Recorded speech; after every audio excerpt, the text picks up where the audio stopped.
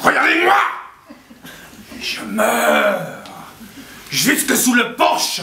La tourmente vient me hurler sa prière des agonisants, et je hurle avec elle. C'est fini! Je suis fini! Un bon à rien coiffé d'une toque crasseuse, le cuisinier de la cantine, des employés du Conseil central de l'économie nationale m'a ébouillanté le flanc gauche. L'ordure! Ça s'appelle un prolétaire! Mon Dieu que j'ai mal! Il m'a brûlé jusqu'à l'os. Et maintenant je hurle! Mais ça m'avance à quoi? Qu'est-ce que je lui avais fait? Je n'allais tout de même pas ruiner le Conseil de l'économie nationale en remuant quelques ordures. Rapia! Vous avez vu sa gueule? C'est incorruptible. Il est plus large que haut. Ah, les hommes, les hommes! À midi, j'ai eu droit à ma ration d'eau bouillante. Maintenant, il fait presque nuit. Il doit être 4 heures de l'après-midi, à en juger par l'odeur d'oignon qui vient de la caserne des pompiers de la Prečinstienka. Comme vous le savez, les pompiers ont de la katcha au dîner. C'est d'ailleurs de la katcha de la pire espèce. On dirait des champignons. À propos de champignons, les chiens de mes amis m'ont dit que c'était le plat du jour au restaurant, bar, dans la Neglinaya. Des champignons sauce piquante à 3 roubles 75 kopecks la portion. Enfin, s'il y en a qui aiment ça, moi, je préfère encore les chingolas. Mon flanc brûlé me fait horriblement mal. Et maintenant, ma vie m'apparaît toute tracée. Demain, mes plaies vont commencer à suppurer. Et qu'est-ce que je pourrais faire pour les soigner? L'été, on peut aller à Sokolniki. Là-bas, l'herbe est excellente. C'est une herbe particulière. En plus, on peut y trouver à manger des bouts de saucisson. Gratis. Ou à lécher des papiers gras abandonnés par les gens.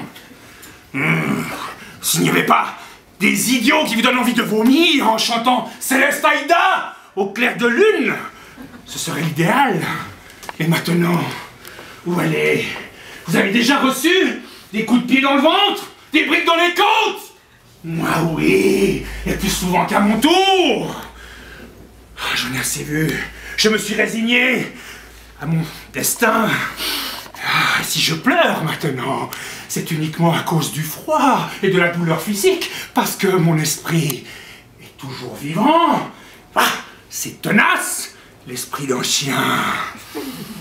Parmi tous les prolétaires, les balayeurs sont la pire engeance, la lie de l'humanité, la plus basse catégorie. Les cuisiniers, c'est différent. Prenez par exemple ce pauvre Vlas de la Prečinstienka. Il en a sauvé des vies. Quand on est malade, ce qu'il faut surtout, c'est d'avoir quelque chose à manger. C'est alors, disent les vieux chiens, que Vlas vous tendez un os avec encore de la viande autour. Béni soit son âme. C'était quelqu'un. Il avait été cuisinier chez les comtes Tolstoï. Rien à voir avec le conseil de l'alimentation. Ce qui peut fabriquer là-dedans, il dépasse l'entendement canin. Ces salauds-là préparent la soupe aux choux avec du lard avarié. Les pauvres diables ne se rendent compte de rien. Ils arrivent, ils mangent. Ils en redemanderaient. Je connais une dactylo à l'échelon 9 qui gagne 45 roubles, d'accord. Elle a un amant qui lui paye des bas de soie. Mais qu'est-ce qu'elle ne supporte pas que ma vanille en échange? Par exemple, il ne peut pas faire l'amour normalement, comme tout le monde. Il fait ça à la française. Entre nous soit dit, quelle racaille, ces Français.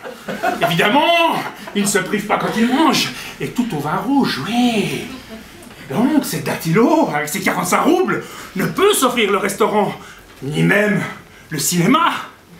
Le cinéma, c'est la seule consolation qu'une femme ait dans la vie.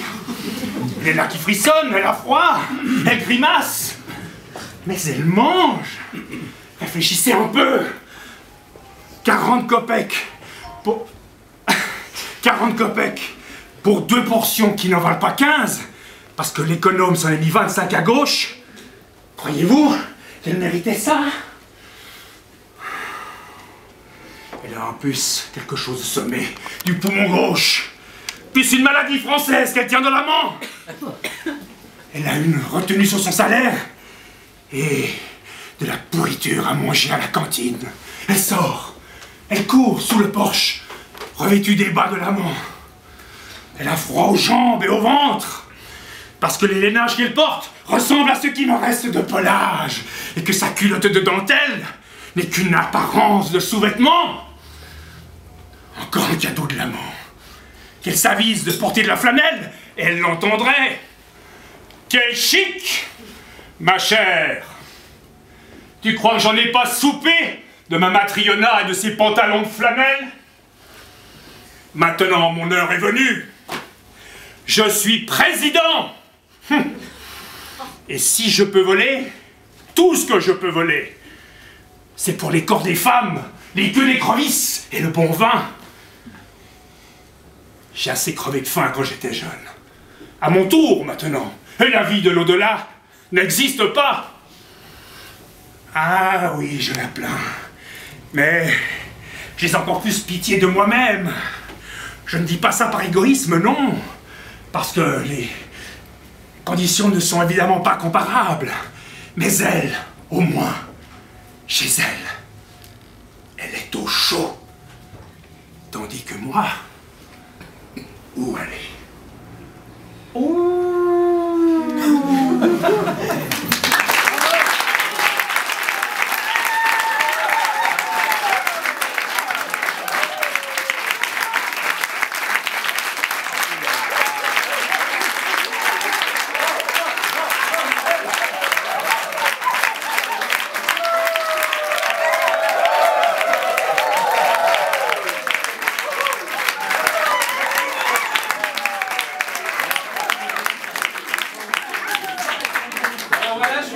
À venir vous mettre au chaud au bar et à profiter de cette dernière pause avant la fin de remplir, si vous le souhaitez, des petits papiers qui sont sur les tables, si vous souhaitez recevoir nos informations directement.